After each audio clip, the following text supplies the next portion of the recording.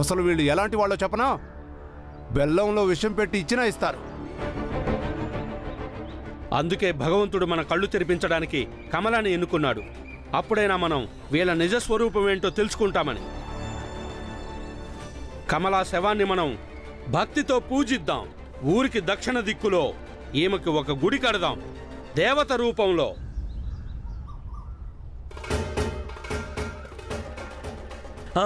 సరిగ్గా చెప్పావు. నా కూతురు దేవతా స్వరూపం, దేవతా రూపం నా కూతురు. నా బిడ్డ తన ప్రాణాన్ని ఆహుతిచ్చి ఈ సమాజాన్ని హెచ్చరించింది. ఏం పిచ్చి మాటలు నాన్న. నా అక్క ఏమీ దేవత రూపం కాదు. ఇంకా అక్క తన ప్రాణాన్ని ఆహుతి ఇవ్వలేదు. తను చచ్చిపోయింది పాము కాటు వల్ల, అంతే. నోర్మోయ్ సుధారాణి, మాధవం తీసుకునేళ్ళు. దీనికేం తెలీదు, ముందు దీన్ని నోరు మూయించు. ఇదంతా కేవలం భగవంతుడు లీల. అది పాము కాదు, అది దేవత. దేవత అంతే. ఆ దేవుడే ఈ మృత్యువును నా బిడ్డకు ప్రసాదించాడు. ఎందుకంటే మనమందరం కూడా కళ్ళు తెరవాలని. నువ్వు లెగు, ముందు దీన్ని ఇక్కడి నుంచి తీసుకుపో. తీసుకెళ్ళు, దీన్ని తొందరగా తీసుకెళ్ళు. నన్ను వదిలిపెట్టు, నన్ను వదిలు అమ్మా. నేను అక్క దగ్గరే ఉండాలి. మా అక్క దేవత కాదు. ఈమెను పాము కరిచింది కాబట్టి శ్మశానానికి తీసుకెళ్లి దహనం చేయకూడదు. అందుకని ఈమెను సుమంగలిగా ముస్తాబు చేసి పట్టుచీర కట్టి ఇక్కడి నుంచి తీసుకెళ్లి ఈమెను అరటి ఆకుల మీద పడుకోబెట్టి నీళ్లలో వదిలేద్దాం. ఇక ఈమెకు చీరని పూజాస్థలంలో కడదాము, ఈమె స్మారక చిహ్నంగా.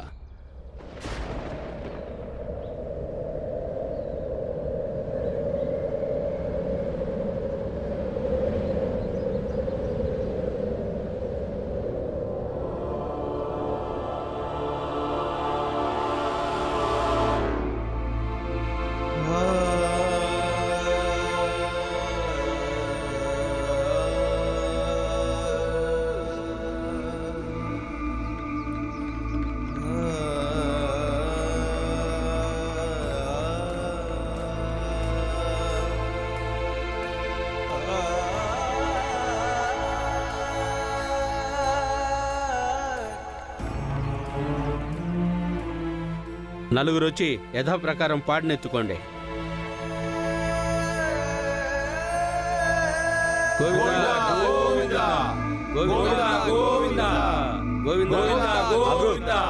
ఎక్కడికి వస్తున్నావు నువ్వు? నీ కారణంగానే చనిపోయింది నా కూతురు. ఇంకేం కావాలి నీకు? తన ఆత్మ స్వర్గానికి కాకుండా నరకానికి వెళ్ళాలనా? పోతలకి. మా అక్కని మీరు ఎక్కడికి తీసుకెళ్తున్నారు? నేను కూడా వెంట వస్తాను. ఏం అవసరం లేదు. ఇప్పుడు మీలాంటి వాళ్ళ నీడని నేను నా కూతురు పవిత్రమైన శవం మీద కూడా పడినివ్వను. వెళ్ళిపో ఇక్కడి నుంచి. భీంబాబు వెళ్ళొద్దు.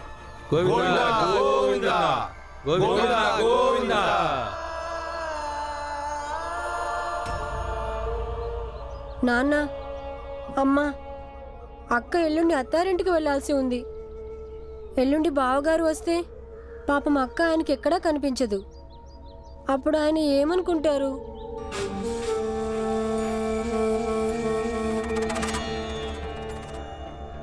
భీంబాబు ఇంటికి వెళ్దాం. పద బాబు. పద బాబు.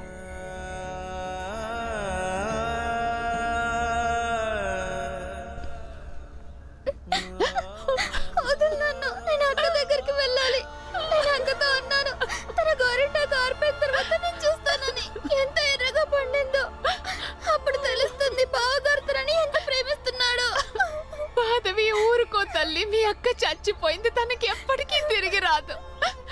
ఇప్పుడు తన చేతులు ఎరుపు కాదు, ఏకంగా తన శరీరం మొత్తం నీలంగా మారిపోయింది. తను చచ్చిపోయింది.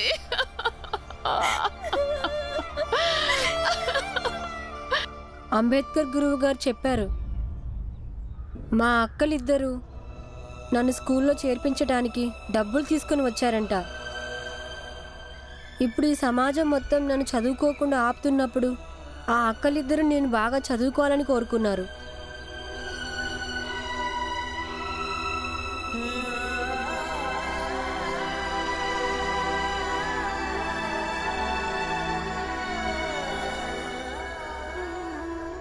భీమా, నా భీమా, చూడు ఏదైతే జరిగిందో దాన్ని నువ్వు మార్చలేవు బాబు. ఇప్పుడిక ఏడు పాపేసి మీ కమలక్క ఆత్మశాంతి కోసం ప్రార్థించు.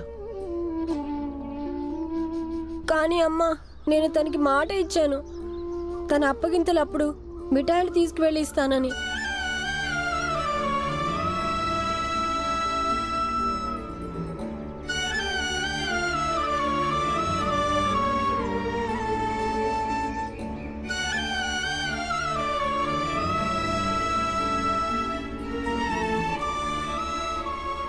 అక్కడి నుంచి తిరిగొచ్చిన దగ్గర నుంచి విచిత్రంగా మాట్లాడుతున్నాడు వీడు.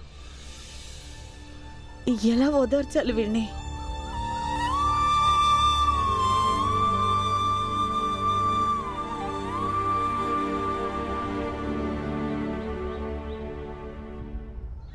వాణ్ణి ఒంటరిగా వదిలేద్దాం భీమాబాయ్. కొన్నిసార్లు మనిషికి అర్థం అవుతాం. ఇలాంటి పరిస్థితుల్లో ఎలా ప్రతిస్పందించాలో అలాంటి పరిస్థితే ఇప్పుడు భీమ్కి వచ్చింది.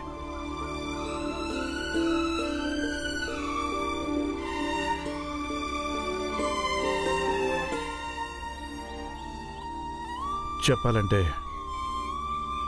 భీమ్ జీవితంలో వాడిని ప్రేమించేవాళ్ళు చాలా తక్కువ మంది దొరికారు. ఇక ఆ కొద్ది మందిలో నుంచి ఇంకా తక్కువైపోతే అప్పుడు బాధ కలుగుతుందిగా భీమాబాయ్.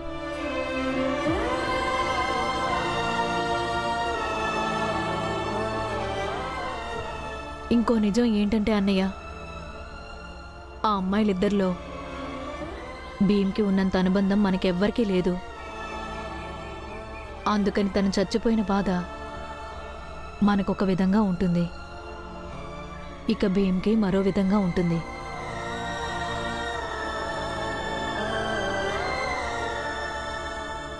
అందుకే భీమ్ దుఃఖంలోని లోతుని మనం అర్థం చేసుకోలేకపోతున్నాం.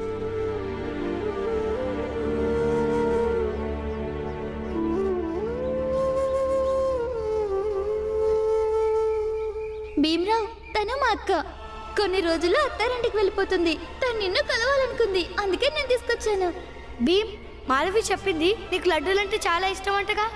నేను నీకోసం తీసుకొచ్చాను. అక్క, నువ్వు కూడా కట్టు. ఇద్దరిద్దరు అక్కల ఆశీస్సులుంటే నేను ఇంకా దృఢంగా ఉంటాను. భీమ్రావ్, నేను నిన్ను ఆశీర్వదిస్తున్నాను. నువ్వు నీ పోరాటంలో విజయం సాధించాలని.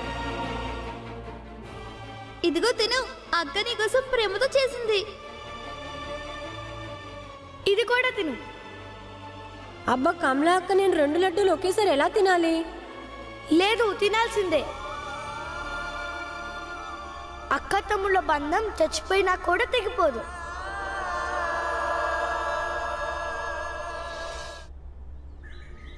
భీమా, ఊరుకో బాబు, ఏడవద్దు. ఇంకో అమ్మా, నాతోటి ఎవరు బంధం కలుపుకున్నా వాళ్ళందరికీ ఎందుకు చెడు జరుగుతుంది? వాళ్ళు ఎందుకు అంటున్నారు నేను అందరికీ కష్టాలు తెచ్చి పెడతానని? నేను అపశకునాన్ని. లేదు, కాదు, నువ్వు అపశకునం కాదు. నువ్వు అపశకునం కాదు. ఎవరన్నారు అలా నిన్ను? ఎవరైనా అలా అంటే అది అసలు నువ్వు నమ్మకు. భీమా, నువ్వు అపశకునం కానే కాదు, అలాంటిదేం లేదు. లేదమ్మా, వాళ్ళందరూ అన్నది నిజమే. నేను ఎవరితో స్నేహం చేసినా వాళ్ళందరినీ సమస్యలు ఎప్పుడు చుట్టుముడతాయి.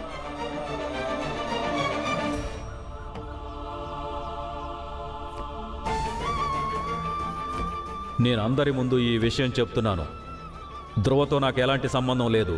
ఈ రోజు నుంచి వీడు నా దృష్టిలో చచ్చిపోయాడు, అలాగే నేను కూడా చచ్చిపోయాను. ముందు ఆ పిన్ని, తర్వాత ధ్రువ, ఇప్పుడు కమలా అక్క. అరే భీమ్, నువ్వు అలా ఎందుకు అనుకుంటున్నావు? అలాంటిదేం లేదు.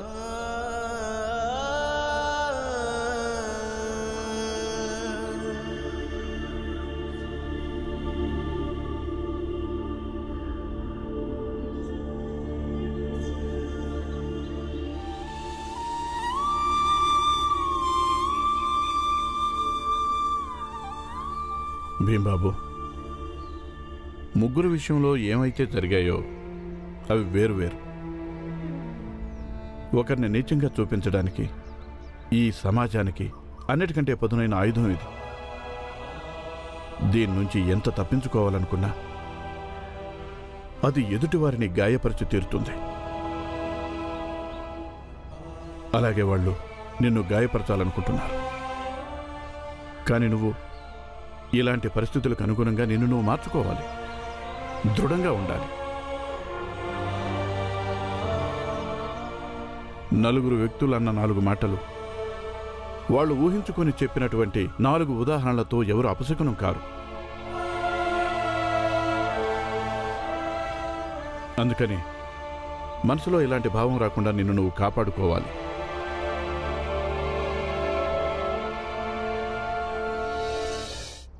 చూడు బాబు, ఇప్పుడు నువ్వు చిన్నపిల్లాడివి, తర్వాత నువ్వు పెద్దవాడి అవుతావు. కానీ ఒకవేళ మనసులో ఇలాంటి న్యూన్యత పెట్టుకుంటే అప్పుడు కూడా నువ్వు ఒకరోజు ఈ న్యూన్యతతో కుంగిపోతావు. ఇంకా అన్ని విషయాల్లోనూ నిన్ను నువ్వు తక్కువగా భావించుకుంటావు.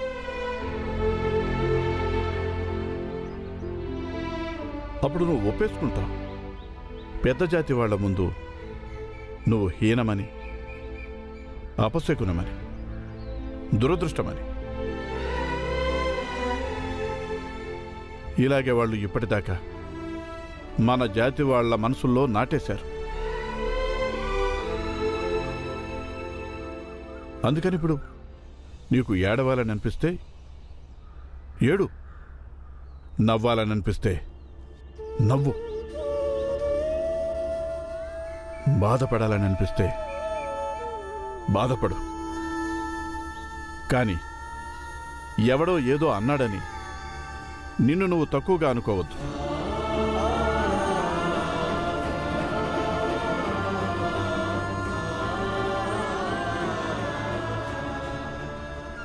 అర్థమైందా?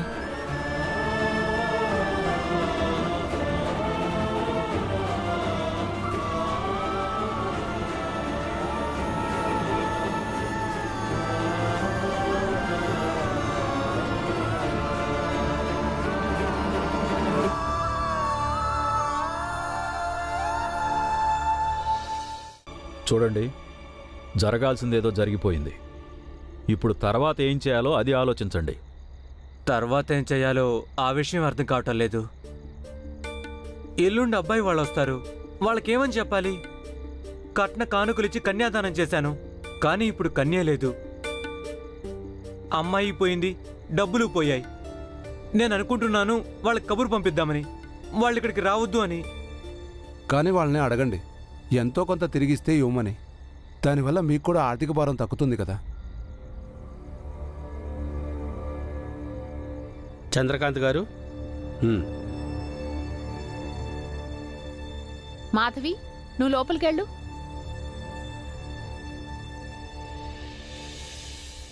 నా మాట విని అబ్బాయి వాళ్ళని రానివ్వండి. పిల్లని తీసుకెళ్ళటానికేగా వస్తున్నారు. అయితే పిల్లయితే ఉందిగా మీ ఇంట్లో. మీ రెండో అమ్మాయి మాధవి, దాన్నిచ్చి పెళ్లి చేసేద్దాం.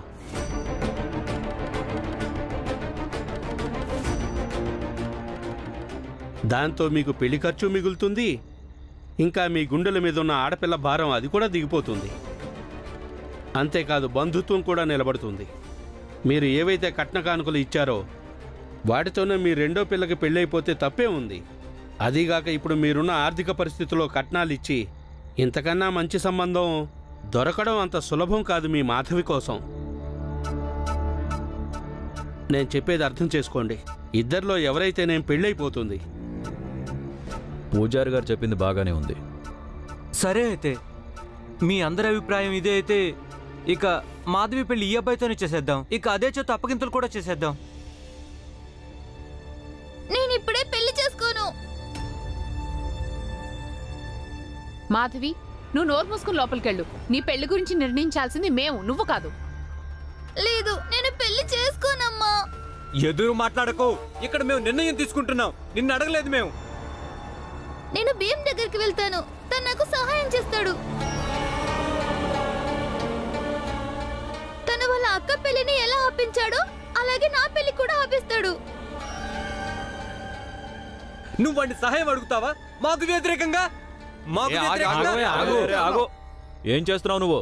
వదులుతాననే నువ్వు ఇట్రా, ఇలా రా, రా ఇక్కడికి రా, కూర్చో, ఇక్కడ కూర్చో. ఇది వాడి ప్రభావమే.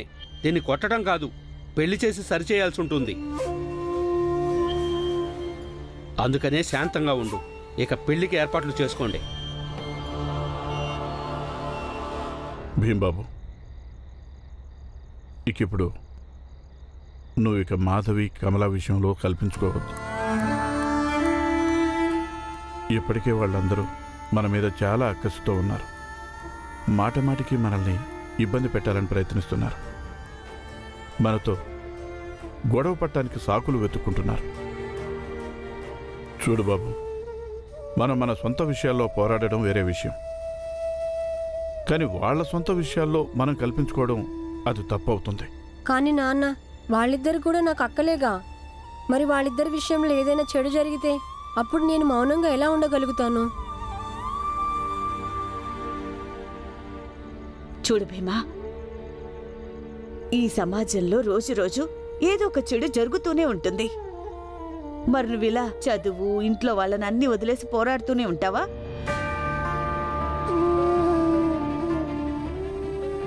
నీ దెబ్బ చూడు. ఒకవేళ నీకు రోజు ఇలాంటి దెబ్బలు తగిలితే నువ్వు భరిస్తావేమో, కానీ మరి నీ తల్లిదండ్రులు భరించగలుగుతారా? కానీ వాళ్ళిద్దరికి ఏమైనా అయితే అప్పుడేగా నేను ఏమైనా మాట్లాడేది. అయినా వాళ్ళ తల్లిదండ్రులు నాకేం చెడు చేస్తారు? అదంతా నాకు తెలీదు. నువ్వు నాన్న మాట వినాలంటే వినాలంతే. ఈ భీమ్రావ్ మన ప్రపంచంలోనే కాదు, ఏకంగా మన వాళ్ళ ఆలోచనలో కూడా దూరిపోతున్నాడు. అందుకే ఈ అమ్మాయి అలా మాట్లాడుతుంది. ఇక ఈ ఆలోచనల ప్రభావం అన్నిటికంటే ప్రమాదకరంగా పనిచేస్తుంది. మాధవి, నువ్వు లోపలికెళ్ళు. ఎక్కువ బాధపడకుండా అక్క పోయిన బాధ నుంచి బయటపడడానికి ప్రయత్నించు. అప్పుడే ఎల్లుండి కల్లా నువ్వు పెళ్లి చేసుకోవడానికి మానసికంగా సిద్ధం అవుతావు. సరేనా? వెళ్ళు. పెళ్లికి నేను చేసుకోను. అరే, ఎక్కడికి వెళ్తున్నావు నువ్వు? నా తమ్ముడు భీమ్ దగ్గరికి. వాడితో అక్కపోయిన బాధ పంచుకుంటాను. కానీ ఇక్కడ మీరందరూ ఆ బాధను మర్చిపోయి డబ్బు గురించి ఆలోచిస్తున్నారు. పైగా నన్ను బలి చేయాలనుకుంటున్నారు.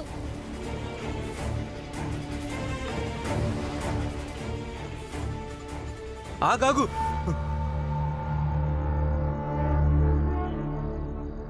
పర్వాలేదు, వెళ్ళనివ్వండి. దుఃఖం దూరం అవ్వాల్సి ఉంటుంది, అది ఎలాగైనా సరే. కానీ తను ఇంటికి తిరిగి వచ్చిన వెంటనే తనకి స్నానం చేయించండి. చిన్న జాతి వాళ్ళని స్పర్శించి ఇంటి లోపలికి రావడం మంచిది కాదు. ఇక ఇదే అవకాశం. భీమ్రావ్ ఏం చేస్తాడో చెయ్యనివ్వండి వాణ్ణి. కానీ మీరు ఖచ్చితంగా నిర్ణయించుకోండి. ఇప్పుడు ఏది ఏమైనా సరే మీరు మీ అమ్మాయికి పెళ్లి చేసి తీరాలి. వాడు తన పోరాటంలో గెలుస్తున్న కొద్దీ అంత బలవంతుడు అవుతూ ఉంటాడు. కానీ ఈ ఓటమి వాడి బలాన్ని మరియు ఆత్మవిశ్వాసాన్ని రెండింటినీ తగ్గించేస్తుంది. సేటు గారు చెప్పింది అక్షరాల నిజం. ఏమంటారు? చెప్పింది నిజమే. సరే అయితే నేను పెళ్లి ఏర్పాట్లు చేస్తాను. మీరిక పెళ్లి ఏర్పాట్లు చేసుకోండి, మేము వెళ్ళొస్తాం.